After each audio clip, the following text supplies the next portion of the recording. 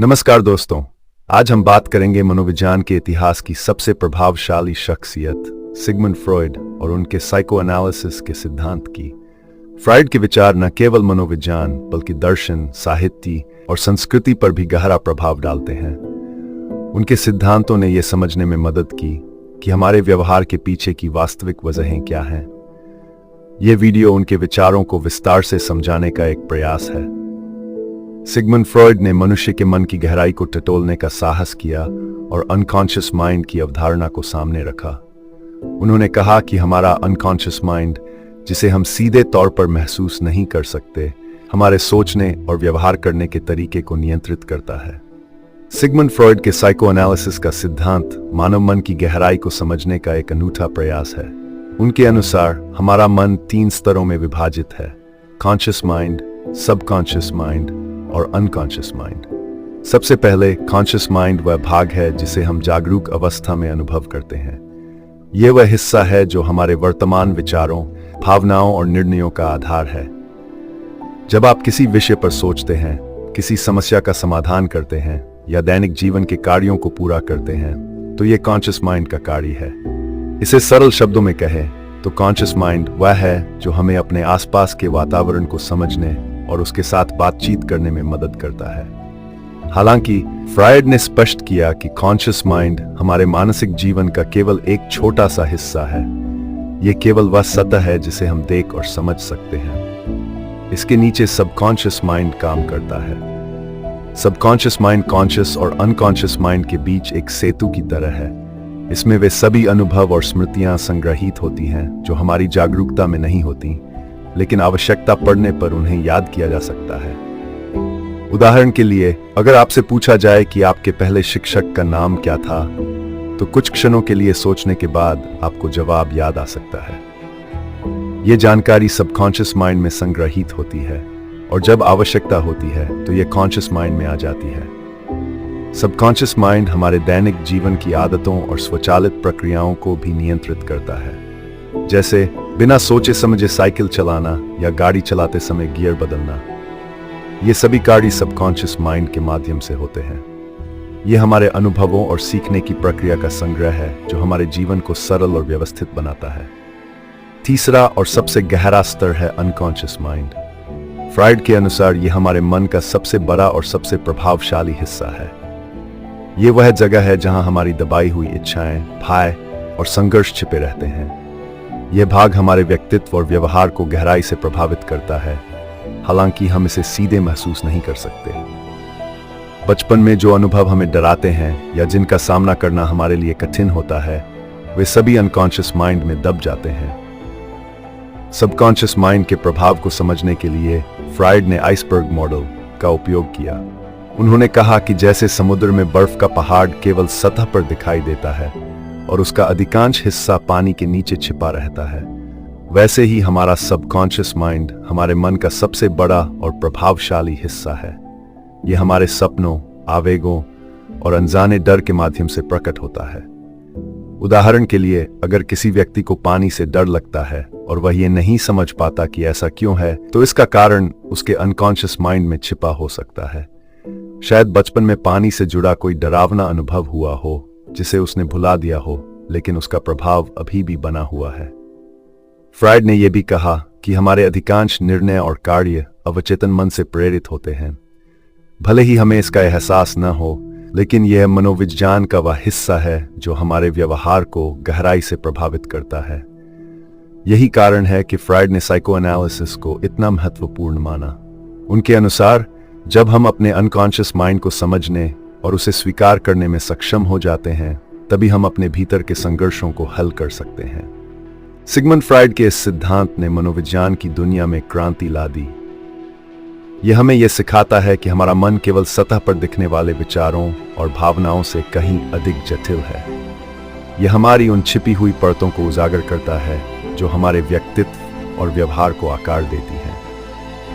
Freud का यह दृष्टिकोण आज भी मनोविज्ञान, साहित्य और दर्शन में एक महत्वपूर्ण स्थान रखता है। फ्रॉयड का एक और महत्वपूर्ण सिद्धांत है मन का संरचनात्मक मॉडल। सिगमंड फ्रॉयड के अनुसार मानव मन को 3 हिस्सों में विभाजित किया जा सकता है: इड, ईगो और सुपर ईगो। इसे मनो के संरचनात्मक मॉडल के रूप में जाना जाता है।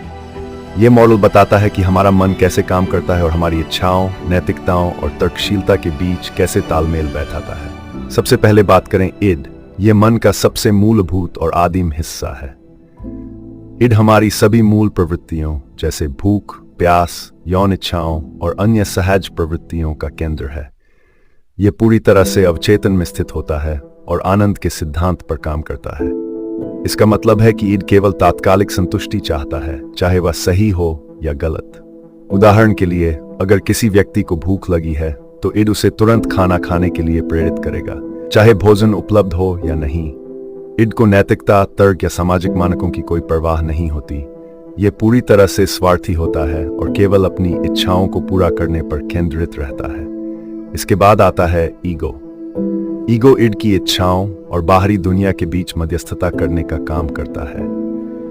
यह मन का वह हिस्सा है जो वास्तविकता के सिद्धांत पर आधारित है। ईगो इड की तात्कालिक इच्छाओं को नियंत्रित करता है और उन्हें समाज में स्वीकार्य तरीकों से पूरा करने की कोशिश करता है। उदाहरण के लिए, अगर इड किसी चीज को तुरंत पाने की मांग करता है तो ईगो यह मूल्यांकन करेगा कि क्या वह चीज अभी उपलब्ध है, और अगर नहीं है तो उसे कैसे प्राप्त किया जा सकता है। ईगो का काम इड और सुपर ईगो के बीच संतुलन बनाए रखना है। यह तर्कशीलता और व्यावहारिकता का केंद्र है जो हमें सामाजिक रूप से स्वीकार्य तरीके से अपने लक्ष्यों को पूरा करने में मदद करता है। अब बात करते हैं सुपर ईगो की। यह मन का वह हिस्सा है जो नैतिकता और आदर्शों का प्रतिनिधित्व करता है। सुपर ईगो हमारे भीतर एक आंतरिक नैतिक आवाज की तरह काम करता है जो हमें सही और गलत का भेद सिखाता है। यह उन सामाजिक और सांस्कृतिक मूल्यों का परिणाम है जो हमें बचपन से सिखाए जाते हैं। सुपर ईगो दो हिस्सों में बंटा होता है। पहला है आइडियल सेल्फ, जो ये बताता है कि हमें कैसा होना चाहिए, और दूसरा है कॉन्शियस, जो हमारे गलत कामों के लिए हमें दोषी महसूस कराता है। उदाहरण के लिए, अगर कोई व्यक्ति झूठ बोलता है तो उसका सुपर ईगो उसे यह एहसास दिला सकता है कि उसने कुछ गलत किया है। फ्राइड के अनुसार इड, ईगो और सुपर ईगो के बीच लगातार संघर्ष चलता रहता है। इड अपनी इच्छाओं की तात्कालिक पूर्ति चाहता है, सुपर ईगो नैतिकता के आधार पर उसे रोकता है, और ईगो इन दोनों के बीच संतुलन बनाने की कोशिश करता है। इस संघर्ष का परिणाम ही हमारे विचारों, भावनाओं और व्यवहार को आकार देता है। इसे समझने के लिए एक उदाहरण लेते हैं। मान लीजिए कि एक व्यक्ति किसी मिठाई की दुकान के सामने से गुजर रहा है और उसे मिठाई खाने की तीव्र इच्छा होती है। इड उसे तुरंत मिठाई खरीदने या चोरी करने के लिए प्रेरित करेगा, क्योंकि यह उसकी तात्कालिक इच्छा है। सुपर ईगो उसे रोकेगा और कहेगा कि ऐसा करना गलत है, क्योंकि चोरी नैतिक और कानूनी रूप से गलत है। ईगो इन दोनों के बीच संतुलन बनाएगा और इस समस्या का व्यावहारिक समाधान खोजेगा, जैसे पैसे का इंतजाम करना और फिर मिठाई खरीदना।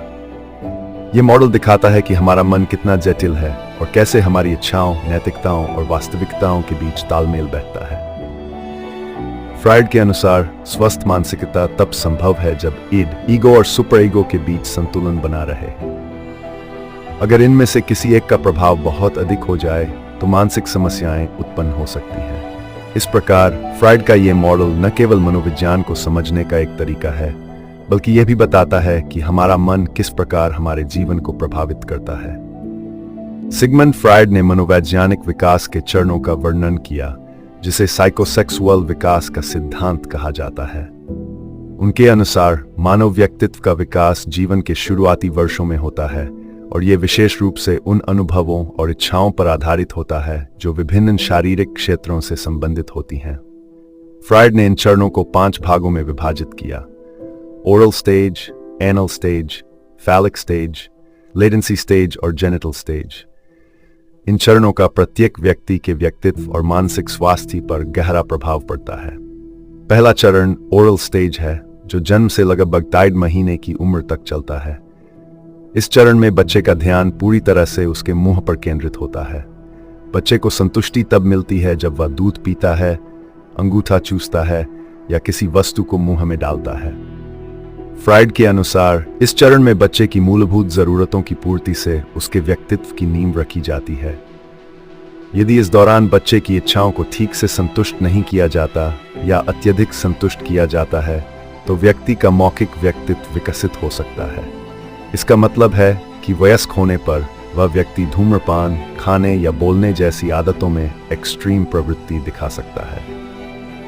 दूसरा चरण एनल स्टेज है, जो लगभग 12 महीने से 3 साल की उम्र तक चलता है। इस चरण में बच्चे का ध्यान मल त्याग और उसे नियंत्रित करने की प्रक्रिया पर केंद्रित होता है। फ्राइड ने कहा कि इस चरण में बच्चे को नियंत्रण और स्वतंत्रता का अनुभव होता है। यदि माता पिता बहुत सख्त या बहुत लापरवाह होते हैं तो इससे बच्चे के व्यक्तित्व पर असर पड़ता है। उदाहरण के लिए, यदि बच्चे को अत्यधिक अनुशासन में रखा गया तो वह एनल रिपेलेंट व्यक्तित्व विकसित कर सकता है, जिसमें वह जिद्दी, अव्यवस्थित या विद्रोही हो सकता है। दूसरी ओर, यदि उसे बहुत अधिक नियंत्रण दिया गया तो वह एनल प्रोटेक्टिव व्यक्तित्व विकसित कर सकता है, जिसमें वह अति व्यवस्थित और नियंत्रित स्वभाव का हो सकता है। तीसरा चरण फैलिक स्टेज है, जो लगभग 3 साल से 6 साल की उम्र तक चलता है। इस चरण में बच्चे का ध्यान उसके जननांगों पर केंद्रित होता है। बच्चे अपनी शारीरिक विशेषताओं और लिंग भेद के प्रति जागरूक होने लगते हैं। इस चरण में फ्राइड ने ओडिपस कॉम्प्लेक्स और इलेक्ट्रा कॉम्प्लेक्स का वर्णन किया, जिसमें बच्चे अपने विपरीत लिंग के माता पिता के प्रति आकर्षित होते हैं और उसी लिंग के माता पिता के साथ प्रतिस्पर्धा की भावना रखते हैं। ओडिपस कॉम्प्लेक्स में लड़का अपनी मां के प्रति आकर्षित होता है, जबकि इलेक्ट्रा कॉम्प्लेक्स में लड़की अपने पिता के प्रति। ये विचार विवादित हैं, लेकिन फ्राइड का मानना था कि ये हमारे व्यक्तित्व के निर्माण में महत्वपूर्ण भूमिका निभाते हैं। इस चरण में यदि बच्चे को सही दिशा और मार्गदर्शन नहीं मिलता तो इसका प्रभाव उसके वयस्क संबंधों पर पड़ सकता है। चौथा चरण लेटेंसी स्टेज है, जो 6 साल से किशोरावस्था तक चलता है। इस चरण में बच्चे की यौन ऊर्जा दब जाती है और वह अपनी ऊर्जा को सामाजिक, बौद्धिक और शारीरिक विकास की ओर मोड़ देता है। बच्चे दोस्त बनाते हैं, खेलों में भाग लेते हैं और अपनी रुचियों का विस्तार करते हैं। फ्राइड के अनुसार इस चरण में बच्चे का ध्यान सीखने और सामाजिक कौशल विकसित करने पर होता है। अंतिम चरण जेनिटल स्टेज है, जो किशोरावस्था से लेकर वयस्कता तक चलता है। इस चरण में व्यक्ति की यौन ऊर्जा फिर से सक्रिय हो जाती है, लेकिन यह अब दूसरों के प्रति उन्मुख होती है।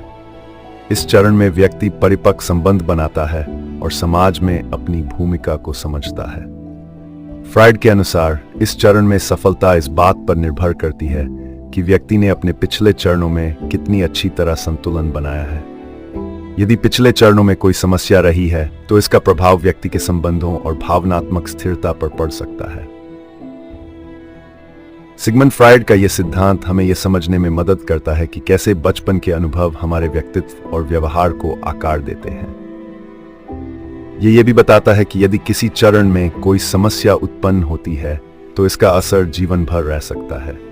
उनका यह दृष्टिकोण मनोविज्ञान में एक महत्वपूर्ण योगदान है और आज भी इसे व्यक्तित्व विकास के अध्ययन में एक आधार माना जाता है। फ्राइड ने सपनों को भी समझने की कोशिश की।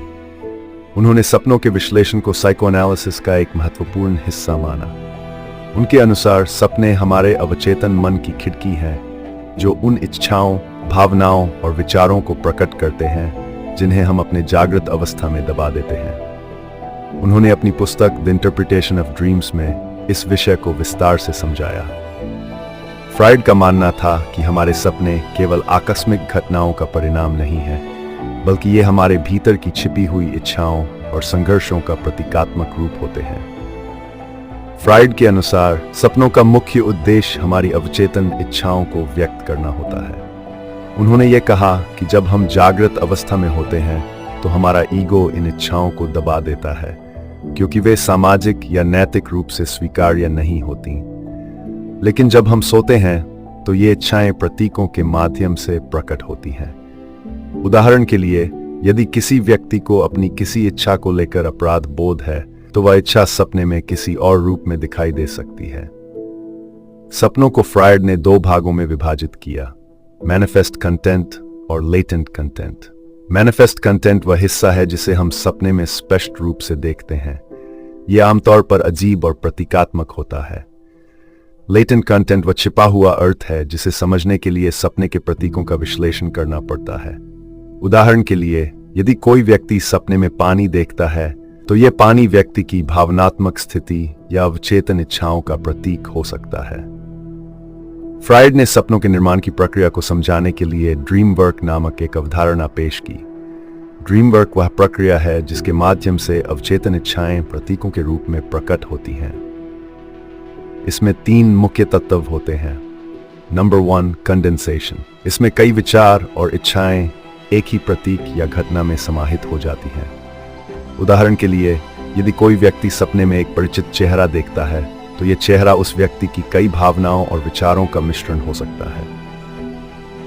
Number 2, displacement. इसमें एक विचार या भावना को किसी और वस्तु या घटना पर स्थानांतरित कर दिया जाता है। उदाहरण के लिए, यदि किसी व्यक्ति को अपने जीवन में किसी समस्या को लेकर चिंता है तो यह चिंता सपने में किसी अन्य रूप जैसे कोई डरावना जानवर के माध्यम से प्रकट हो सकती है। Number 3, symbolisation. इसमें सपने की सामग्री को प्रतीकों के माध्यम से व्यक्त किया जाता है। फ्राइड ने कहा कि कई प्रतीक हमारे अवचेतन मन की सार्वभौमिक भाषा है। जैसे सीढ़ियां जीवन में प्रगति का प्रतीक हो सकता है और गाड़ी चलाना जीवन की दिशा का प्रतीक हो सकता है। फ्राइड का मानना था कि सपने हमारे मानसिक स्वास्थ्य के लिए आवश्यक हैं। उन्होंने कहा कि सपने हमारे मनोवैज्ञानिक संतुलन को बनाए रखने में मदद करते हैं, क्योंकि ये हमारे अवचेतन मन को एक सुरक्षित रास्ता प्रदान करते हैं जिसे वह अपनी दबाई हुई इच्छाओं और भावनाओं को व्यक्त कर सके। सपनों के विश्लेषण का उद्देश्य व्यक्ति की गुप्त इच्छाओं और संघर्षों को उजागर करना है। उदाहरण के लिए, यदि कोई व्यक्ति बार बार एक ही सपना देखता है तो यह उसके अवचेतन मन में मौजूद किसी विशेष समस्या या चिंता का संकेत हो सकता है। ऐसे सपनों का विश्लेषण करके मनोविश्लेषक ये समझने की कोशिश करते हैं कि व्यक्ति के जीवन में कौन से मुद्दे उसे परेशान कर रहे हैं। फ्राइड के अनुसार सपनों का विश्लेषण केवल मानसिक समस्याओं के इलाज के लिए नहीं, बल्कि व्यक्ति की आत्म जागरूकता को बढ़ाने के लिए भी उपयोगी है। उन्होंने ये भी कहा कि सपनों के माध्यम से हम अपने अतीत, विशेष रूप से बचपन के अनुभवों को बेहतर तरीके से समझ सकते हैं। हालांकि फ्राइड के सपनों के विश्लेषण के सिद्धांत को कुछ आलोचनाओं का सामना करना पड़ा है। कई साइंटिस्ट्स का मानना है कि सपने केवल मस्तिष्क की बेतरतीब गतिविधियों का परिणाम हो सकते हैं और इनका कोई गहरा अर्थ नहीं होता। लेकिन इसके बावजूद फ्राइड का दृष्टिकोण आज भी मनोविज्ञान और मनोविश्लेषण के क्षेत्र में एक महत्वपूर्ण योगदान माना जाता है। इस प्रकार फ्राइड का सपनों का विश्लेषण न केवल हमारे अवचेतन मन को समझने का एक तरीका है, बल्कि यह हमारी भावनाओं, इच्छाओं और संघर्षों को सुलझाने में भी मदद करता है। सपने हमारे मानसिक संसार का एक जटिल और रहस्यमय हिस्सा है और फ्राइड ने इन्हें समझने के लिए एक नई दिशा प्रदान की। उन्होंने दमन और रक्षा तंत्र जैसी अवधारणाएं भी दीं। जब हमारा मन किसी संघर्ष या डर का सामना करता है तो ये उसे दमन कर देता है। उदाहरण के लिए, अगर कोई दर्दनाक घटना होती है तो हमारा दिमाग उसे भूलने की कोशिश करता है।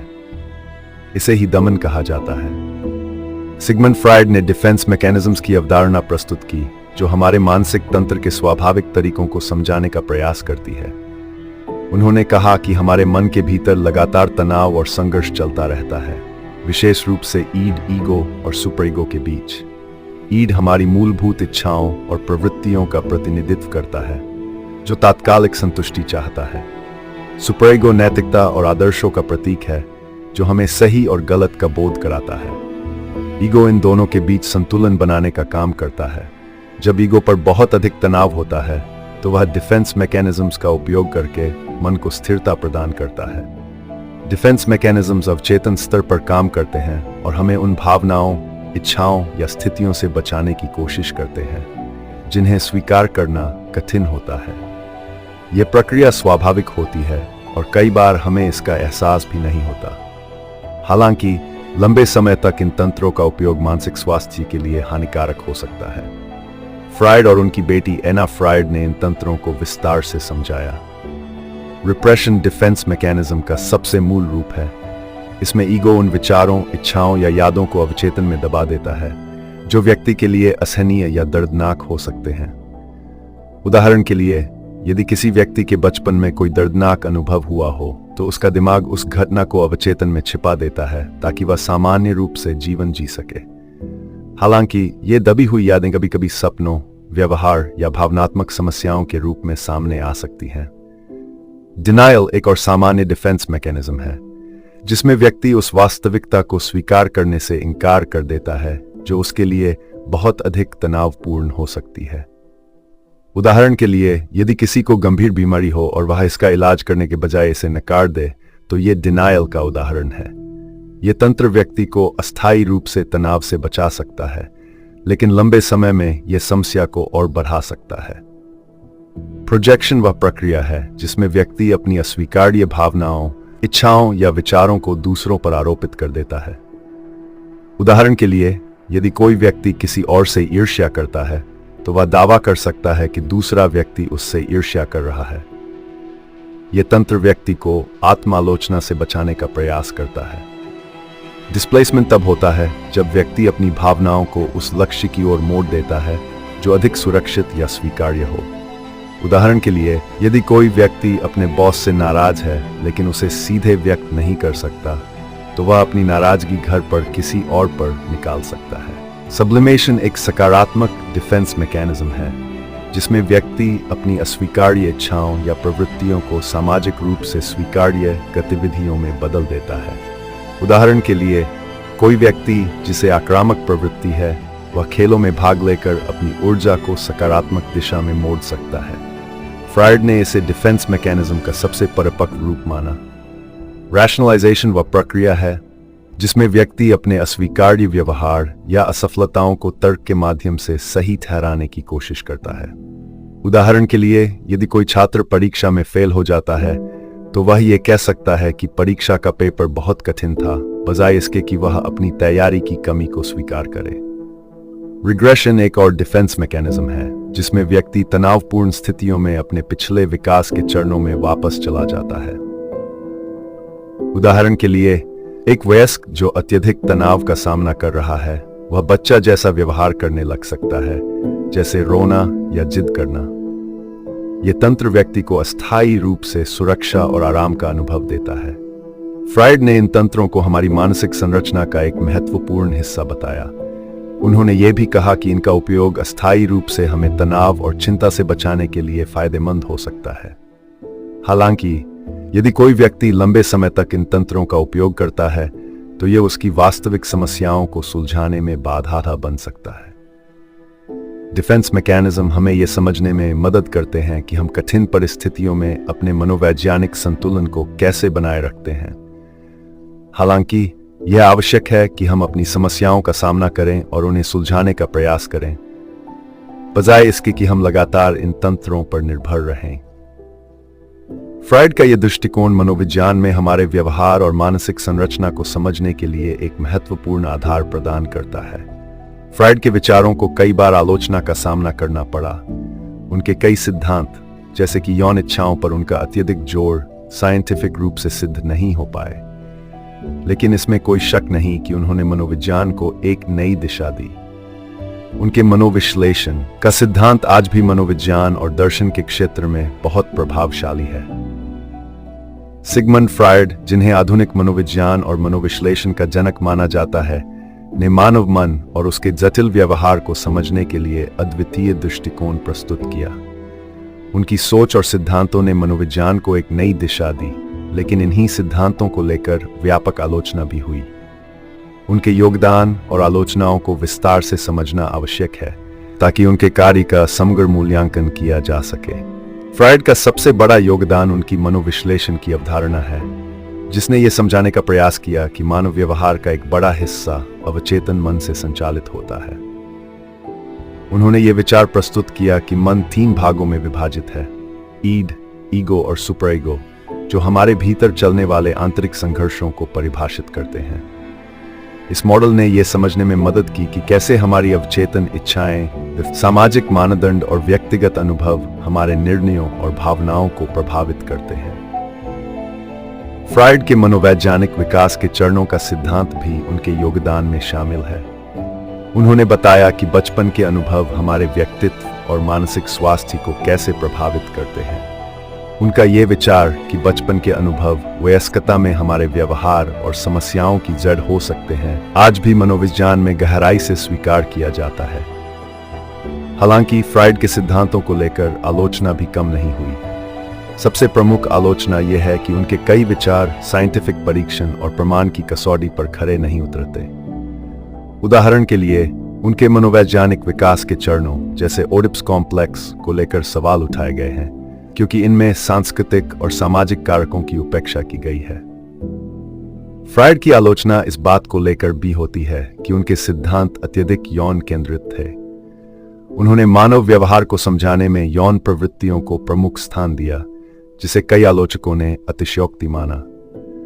उनका यह दृष्टिकोण यह समझने में विफल रहा कि मानव अनुभव और व्यवहार में कई अन्य कारक जैसे सामाजिक संबंध, सांस्कृतिक प्रभाव और शिक्षा भी महत्वपूर्ण भूमिका निभाते हैं। फ्राइड पर यह भी आरोप लगाया गया कि उनके विचार यूरोपीय और पितृसत्तात्मक दृष्टिकोण से प्रभावित थे, जो महिलाओं की भूमिका और अनुभवों को कमतर आंकते थे। उनके कई सिद्धांत आज के समय में विवादित माने जाते हैं, क्योंकि ये लैंगिक समानता और महिलाओं की वास्तविकता को समझने में असमर्थ हैं। इसके अलावा फ्राइड के अनुसंधान के तरीकों की भी आलोचना की गई है। उन्होंने अपने सिद्धांतों को स्थापित करने के लिए मुख्यतः अपने व्यक्तिगत अनुभवों और सीमित रोगियों पर आधारित केस स्टडीज का उपयोग किया। यह पद्धति साइंटिस्ट्स द्वारा पर्याप्त रूप से स्वीकार्य नहीं मानी जाती, क्योंकि यह सामान्यीकरण और निष्पक्षता की कमी को दर्शाती है। हालांकि इन आलोचनाओं के बावजूद फ्राइड का योगदान नकारा नहीं जा सकता।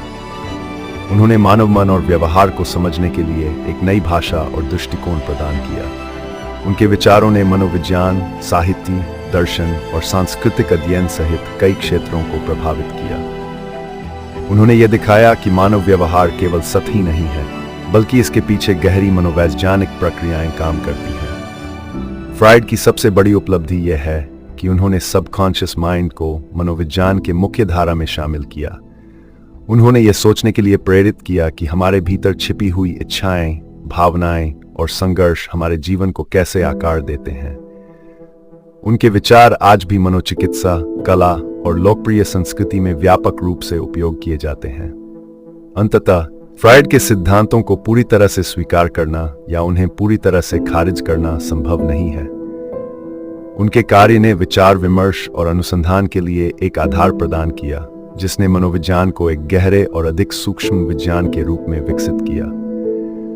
उनकी आलोचनाएं उनके विचारों की सीमाओं को उजागर करती हैं, लेकिन उनके योगदान ये साबित करते हैं कि उन्होंने मानव मन को समझने में एक क्रांतिकारी कदम उठाया। दोस्तों, सिगमंड फ्राइड का दर्शन हमें यह समझने में मदद करता है कि हमारा मन कितना जटिल है और हमारे बचपन के अनुभव, दबाई हुई इच्छाएं और समाज के नियम हमारे व्यक्तित्व को कैसे आकार देते हैं। आशा है कि आपको ये जानकारी पूर्ण लगा होगा। अगर आपको ये वीडियो पसंद आया तो इसे लाइक और शेयर जरूर करें और चैनल को सब्सक्राइब करना न भूलें। धन्यवाद।